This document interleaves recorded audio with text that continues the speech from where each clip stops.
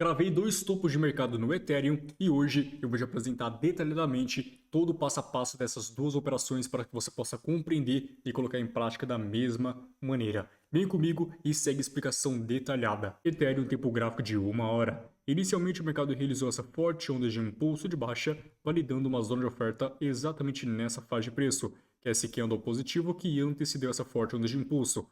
Após isso, o mercado começou a subir de uma forma muito fraca ao compararmos com a pernada anterior. Até então, reagiu na oferta e após isso demonstrou bastante intensidade em uma forte onda de impulso de baixa que rompeu esse último fundo da tendência de alta anterior, praticando o choque. Assim que o mercado praticou o choque em H1, validou essa nova zona de oferta, que é esse padrão doji que antecedeu essa forte estrutura de baixa, que praticou o choque anteriormente.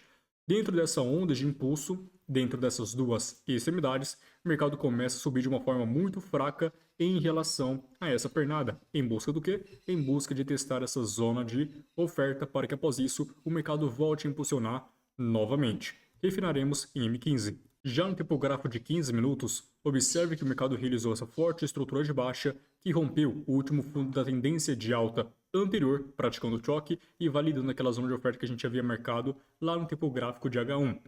Dentro dessas duas extremidades, o mercado começa a subir de uma forma muito fraca. Olha como que ele demora muito mais para percorrer aquele mesmo movimento. Até então, o mercado configurou três topos nivelados nessa faixa de preço, originando uma região de resistência em que gerou muita liquidez próximo desta zona de oferta, demonstrando que haverá possivelmente uma captura nesta região de resistência intermediária, cravando na oferta para que após isso o mercado volte a impulsionar novamente. Portanto, buscaremos boas opções de venda.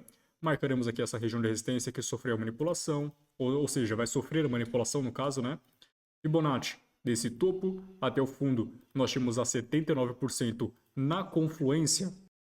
Assim que o mercado cravou exatamente na 79%, minha ordem já estava pendente exatamente nessa faixa de preço, stop loss acima da oferta e meu alvo neste último fundo.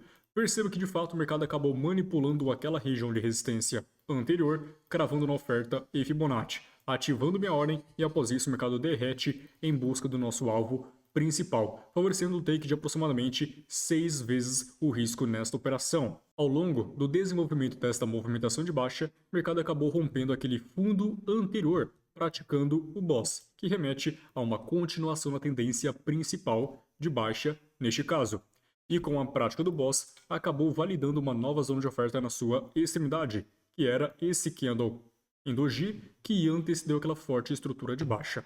Perceba que entre essas duas extremidades, o mercado começa a subir de uma forma muito fraca, de uma forma corretiva ao compararmos com esta pernada anterior. Com essas duas análises, você consegue observar que nossa operação é muito baseado em movimentos corretivos. Nós sempre esperaremos o mercado concluir uma onda de impulso, seja de alta ou de baixa, e aguardaremos o movimento corretivo em busca de uma região de interesse para que após isso a gente possa nos posicionar da melhor forma possível. Então sempre aguarde uma onda de impulso concluir seu movimento e espere o movimento corretivo ser concretizado para montar uma posição de venda ou de compra. Ou seja, assim que o mercado finalizou esse último fundo, começou a subir de uma forma muito fraca, de uma forma corretiva ao compararmos com essa pernada anterior.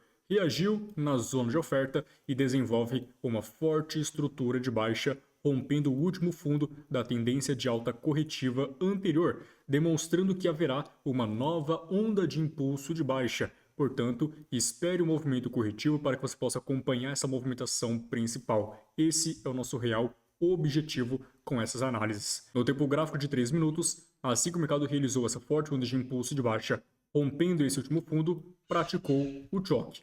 Após isso, o mercado corrigiu, apresentou um topo descendente aos anteriores e voltou a impulsionar novamente, rompendo esse último fundo, praticando o BOSS e validando uma nova zona de oferta nesta extremidade. Fibonacci, desse topo até o fundo, nós temos a 70% na confluência. E puxando lá do topo mais extremo até o fundo, nós temos a 50%. Assim que o mercado subir de forma corretiva, testando esta região, nós podemos vender especulando a baixa do ativo. Já no tempo gráfico de 1 minuto, observe que o mercado realizou uma forte impulsão de baixa e dentro dela começou a subir de uma forma muito fraca, de uma forma lenta, e está acontecendo uma manipulação em busca da nossa região de interesse. Montei minha ordem de venda exatamente na zona de oferta com as confluências determinadas e stop loss acima da oferta e meu alvo neste último fundo, aproximadamente 4 vezes o risco nessa operação.